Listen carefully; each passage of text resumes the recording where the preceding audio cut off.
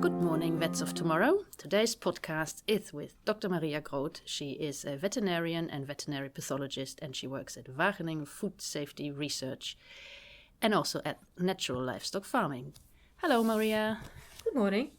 Well, thank you for having us today. Today we're going to talk about what kind of research you do and also your involvement in projects abroad, where you had some experience with animal welfare and the cross-section between a lot of veterinary disciplines. Mm-hmm. Could you maybe tell us how you got into research? Yes. First, when I graduated, I started in small animal practice. But I found you need to be a psychologist and a social worker to do that work, because I like the animals, but the people, I couldn't cope with them. And so during my study, I did some volunteer work at the pathology department, and I liked that. Then you could play the forensic detective and find out what was the reason the animal had died. So I thought maybe research is more my idea. And when there was a job at the National Meat Inspection Service for histology for meat control for hormone use in veal calves, then I applied and then I got into research. And what do you really enjoy about doing the research? Well, it's at the moment, and the things that I have done, has always to do with the actual situation. When there is a problem with climate, when there is a problem with hormones, when there is a problem with animal health, you can focus your research on that topic, and that's very interesting. So it's really varied. Yeah, it's really varied, and in my case, I don't think it's for everyone, but I have changed my work field from histological control of hormones in veal calves to international use of herbal medicine to reduce antibiotics. So the field is very broad, and when you do things that are in line with the current questions, then you can do it. We have a lot of current questions. Some are very country specific and some are really worldwide. And certainly animal welfare questions, but also environmental pollution, climate change are worldwide questions. Yeah. And you've been to some projects in Africa. Mm-hmm. Could you tell us more about them? Because they, in a way, really are the linkage between us and the rest of the world, aren't they? Yeah, I think they are. First, we had an exchange program from Oxfam Novib and the province of Overijssel in the Netherlands, and then we went with veterinarians and farmers to India, to Ethiopia, and to Uganda. And it was very interesting when the vets and the farmers from here were talking to the vets and farmers from there, because you can learn a lot from each other. And for the vets from the Netherlands, it opened their eyes for first the animal management and animal welfare things, but also the possibilities of herbal remedies to cure animals. That was very interesting. And we got a project in Ethiopia about milk quality. It was called Healthy Milk, Healthy People, Healthy Environment, to show the One Health approach that was included. And for that we used a 5-layer strategy, which includes using animal management, breeding, especially the use of indigenous breeds, the use of herbal remedies, quality control of milk, which will lead to extra income for the farmers. Can you describe the situation practically? So when you got to Ethiopia, what did you see? Well, in Ethiopia, you have 2 types of farmers. You have the pastoralists, and they have the local breeds, and they go grazing, and they have not much production. And you have the small dairy smallholders, and they have the cows inside, in a barn, on concrete, tied up all their lives, and they try to protect them from the outside. They keep them for the milk, and in Ethiopia the main problem is the availability of feed, because they do zero grazing and they have to buy the feed on the market, and the animals are fed on crop residues, especially from teff. That is the local kind of grain that they eat. So they try to do their best to care well for the animals, but it is really sad to see that the animals are tied their whole life. And they don't know that to give milk, you have to give the animals water also. So they get 2 buckets a day. And yeah, they cannot give milk on that. And they kept on a concrete floor because it is easy to keep clean. But you want the cows to lie down, relax, ruminate. And well, it's very difficult to get that between the ears. So just to recapitulate, you have the pastoralist and you have the urban farmers. Mm-hmm. They have presumably a couple of animals. Yes. And so that also means their livelihood. Yes. So their welfare, in a way, is really directly linked to the welfare of the animals. Yeah. And now they are, in a way, doing their best, but they don't have the knowledge and the means, because you were just saying they don't really have appropriate food for cows. So what are initiatives within Ethiopia to actually enhance the knowledge so that people can care better? And what also, how would they possibly get better food? Well, I think the main problem is the crossbreeding with the Holstein Friesians, because all the development programs have been focused on increase of milk production. And when you have a cow that is genetically built to make milk, well, they think that is the solution. But when you don't have the environment for that animal, you don't have the feed, you don't have the special care, you have a climate that is too hot for the animals, the infection pressure is too high, they have diseases animals cannot cope with. It's really a disaster. So the programs from the government has been focused on increase of milk production, many projects together with the Netherlands and with Wageningen University. But the effects are, well, sometimes they get more milk, but they also get more mastitis. They get more malnutrition of the children, because when the farms get bigger, the men get in charge instead of the woman, and they sell the milk, and there is less left for the children to feed. So it really has a huge impact when you try to change the system of smallholders and women keeping the animals and caring from them to a kind of Dutch or modern situation with more cattle and more management like we do it here. It doesn't work. And the approach you described earlier, the 5-layered approach, how would that make a difference to those people? Well, it does make a difference, because we also have contact with experts from India, and we flew them in, and they learned, the people there, the farmers, how to make remedies with local herbs and kitchen spices, because they use simple things like curcuma and garlic and pepper and things they have around.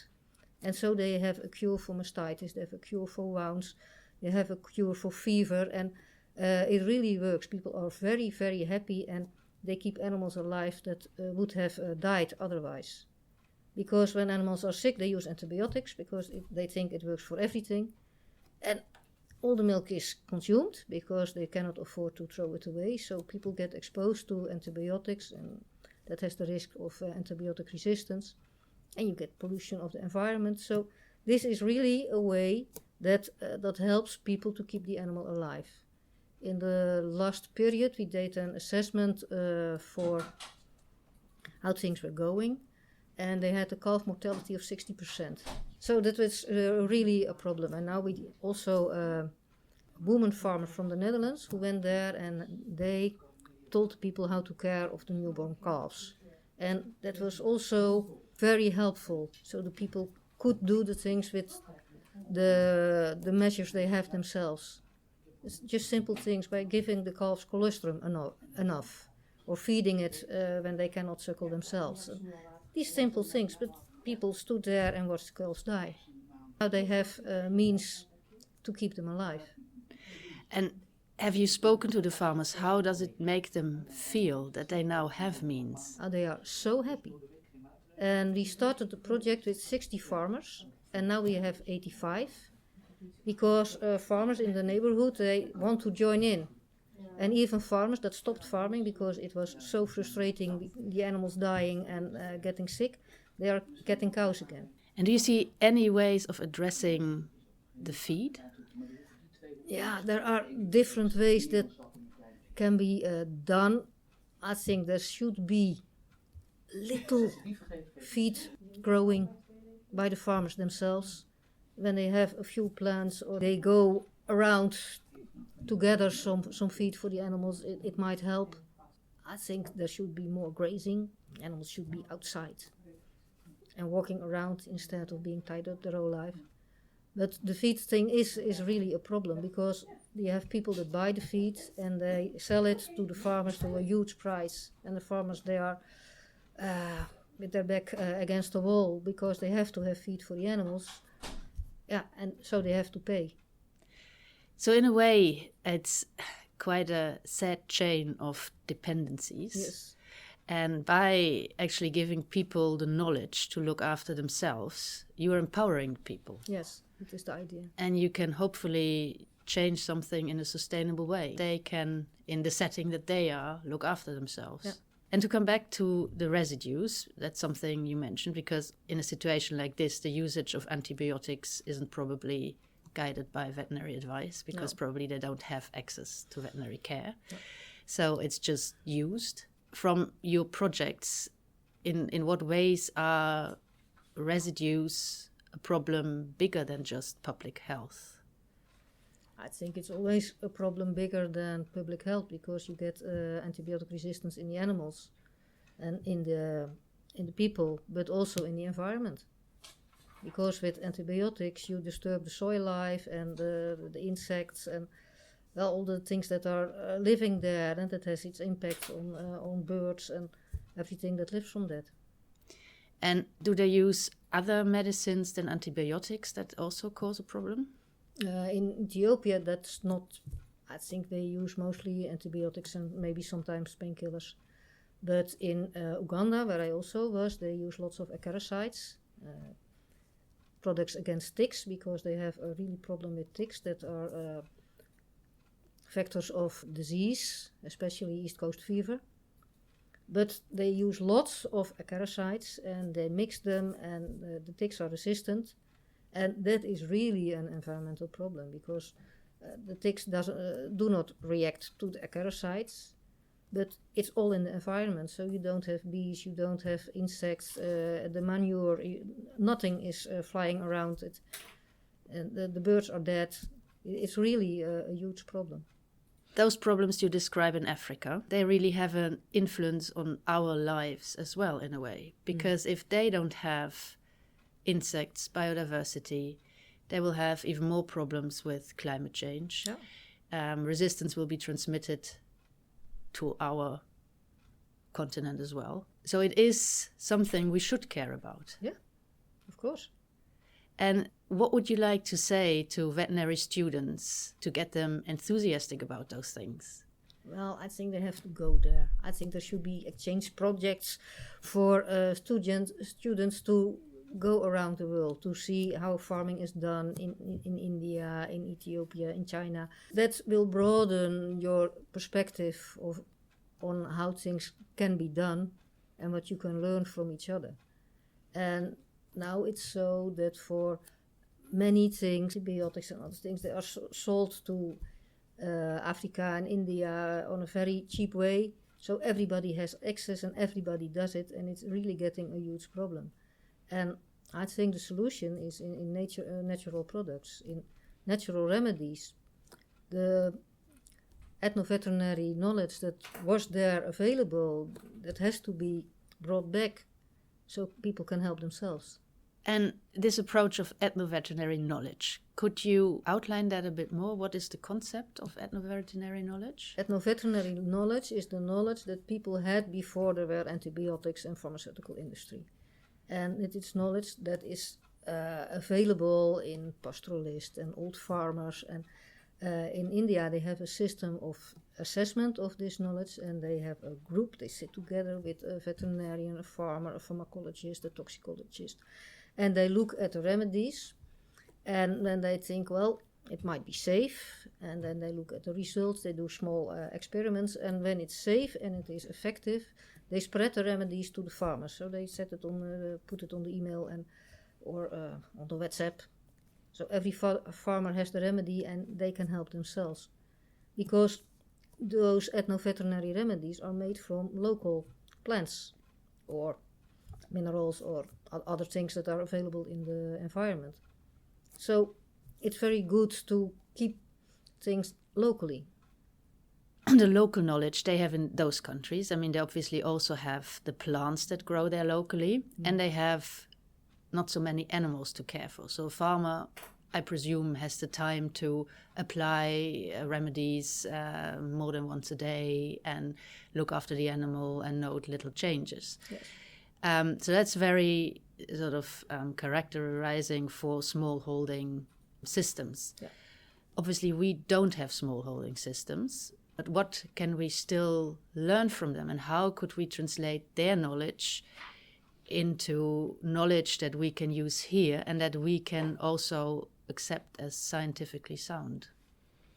Well, I think many remedies have been investigated by universities, so there is literature about it. So you can just look at the literature and see how the working mechanism and the efficacy is of some of those ethno-veterinary remedies. But I think the main thing we can learn from them is that they can live from 3 cows. And here in the Netherlands, you need to have 300. And then you have a very small income. So here it's gone too far. Efficiency and scale enlargement. And I think when you go back to a few cows you can care for and you can also make a living, I think that is the biggest example. When you look at India, they are the biggest milk producer of the world, only with smallholders. The milk companies, they help their farmers, they give them health care, they give them education for the children, and they give them a good price for the milk so they can live with only a few cows. They give education to the veterinarians and the farmers how to use herbal remedies to reduce the amount of chemicals in the milk. So they do that for themselves, but they also help the farmers. I think that is a really inspiring system that we can learn of. And what were the main impressions from the vets and farmers you traveled with? Well, I think first people were very skeptic. They thought, well, just first see and then believe, and we do it our way. But then in a few days, you saw them lightening up. They were getting enthusiastic. And now many vets that have been to Asia and Africa, they are using remedies themselves. They are using natural products that are available in the Netherlands, but some also use a remedy that they learned in Africa and in India. And they are very enthusiastic on it, because we have a remedy for calf diarrhea. And, well, people have many cows, but they do want to keep the calves alive. So when they have a calf that has diarrhea and it doesn't react to the normal therapy, they try the Indian recipe, and in many cases it works. So, yeah, they are spreading this now. Coming back to veterinary students, you said already research is varying, that you were in a way also probably lucky to change your field of research. Mm-hmm. Aspiring researchers amongst veterinary students, what would you say to them if you were to give them a pep talk? Research is as broad as you like. I started looking at hundreds of prostates under the microscope, and I found it very interesting. For this, I worked together with Italy, and we made a real hormone control program there that's still working. And now I seldom use the microscope, but I fly all over the world to talk about the use of herbal remedies for animal health, but also for environmental health and for human health.